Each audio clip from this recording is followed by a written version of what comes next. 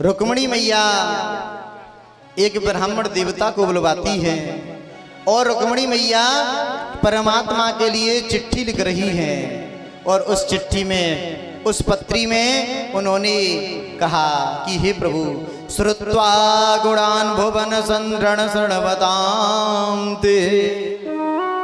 हे प्रभु, मैंने आपको देखा नहीं, केवल आपका गुणानुवाद सुना है और जभी से मैंने प्रतिज्ञा कर ली है कि दीन दयाल सुने जब ते, तब ते मेरे मन में ऐसी बसी है कि और को नाम त्याग दियो, प्रभु तुम्हारे नाम पे भेंट कसी है। दुष्ट ने बीच में ऐसी फंसी, जैसे कहूँ जाल में मीन फंसी है। आओगे नाथ न बचाओगे लाज, तो हमारी हंसी न तुम्हारी हंसी है। हे प्रभु, जब से मैंने आपका गुणानुवाद सुना है, एक ही प्रतिज्ञा कर ली है कि शादी करूंगी तो केवल भगवान कन्हैया से, वरना प्राणों को छोड़ दूंगी। हे प्रभु, अगर आप नहीं आए तो इस छत से कूद करके प्राण छोड़ दूंगी, लेकिन अपने जीते जी रुक्मी शिशुपाल के साथ विवाह नहीं करूंगी। प्रभु, अगर आपको मेरे भैया का डर हो, भय हो, तो हमारे कुल का नियम है कि शादी से पहले गौरी मैया की पूजा करने अंबिका वन में जाऊंगी। तो प्रभु, आप मेरा वहां से हरण करके ले जाना।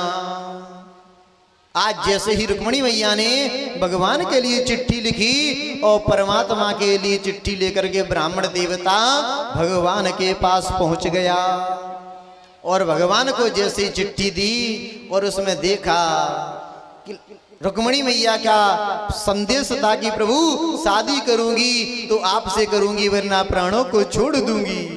और लिखा था कि प्रभु, अगर आप नहीं आए तो ऐसा ना हो जाए कि शेर की शिकार को, सिंह की शिकार को कहीं गीदड़ ले जाए।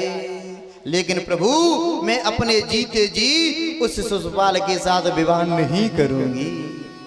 आज जैसे ही भगवान ने पत्री को पढ़ा, परमात्मा ने ब्राह्मण देवता को सुंदर भोजन कराया, सुंदर नए वस्त्र दिए, दक्षिणा दी और भगवान ने कहा कि ब्राह्मण देवता, हम चलेंगे नहीं, हम तो आपके साथ चल रहे हैं। आज जैसे ही परमात्मा सुंदर सज धज के तैयार हो गए और जैसे ही परमात्मा ब्राह्मण को साथ में लेकर के जाने लगे। और एक बात बताएं, ये रुक्मिणी मैया चिट्ठी द्वापर में लिख रही है भगवान के लिए। आज इस कलयुग में भी एक बहन जी ने लिखी थी अपने पति के लिए। कब?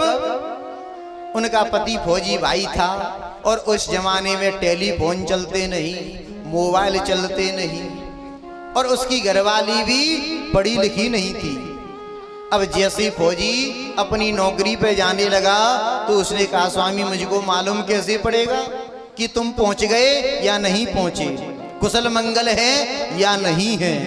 तो फौजी भैया ने कहा, देवी तुम एक चिट्ठी लेना और उसमें थोड़े से 2 शब्द लिख देना कि हे मेरे प्राणनाथ, मैं तेरे चरणों की दासी, मैं समझ जाऊंगा घर पे आनंद मंगल है। आज जैसे ही इतना कहकर के पतिदेव चले गए, 4 महीने बाद पत्नी ने जैसे ही चिट्ठी लिखी तो आज चिट्ठी लिखना भूल गई और उल्टा लिख दिया। पति बोल करके गए थे कि हे मेरे प्राणनाथ, मैं तेरे चरणों की दासी। घरवाली ने लिख दिया कि हे मेरे चरणदास, मैं तेरे प्राणों की प्यासी। आज जैसे ही परमात्मा के लिए रुक्मिणी मैया ने चिट्ठी लिखी और उसमें परमात्मा को याद किया, परमात्मा भगवान को, ब्राह्मण को साथ में लेकर के आ जाते हैं। जैसे ही ब्राह्मण देवता ने दूर से रुक्मिणी मैया को देखा, मैया समझ गई कि परमात्मा आ चुके हैं, क्यों कि खैर खून खांसी खुशी और बैर प्रीत मदपान। मैया समझ गई भगवान आ चुके हैं। आज जैसे ही रुक्मिणी मैया अंबिका वन में जाने लगी पूजा करने, रुक्मी ने कहा सावधान, वो कन्हैया आ चुका है। इसलिए 10-20 मंत्रियों को, सेनाओं को भेज दिया, गड़बड़ ना कर जाए। आज रुक्मिणी मैया गई और अंबिका वन में गौरी मैया की पूजा करने लगी, जो जानकी मैया ने की थी। और जानकी मैया को वरदान मिला कि जय जय गिरवर राज किशोरी, जय राज किशोरी, जय जय गिरवर राज किशोरी, जय जय जय गिर राज किशोरी, जय महेश मुख चंद चकोरी, चंद चकोरे, जय गजबदन सणानन माता, जगत जननी दामिनी दूति गाता। आज जैसे ही गौरी मैया की पूजा की और जो जानकी मैया को वरदान मिला, वही रुक्मिणी को वरदान मिलता है। मन जाहिरा चौ मिल है सोवर और सहज सुंदर सावरो, करुणा निदान सुजान शील, स्नेह जानत रावरो।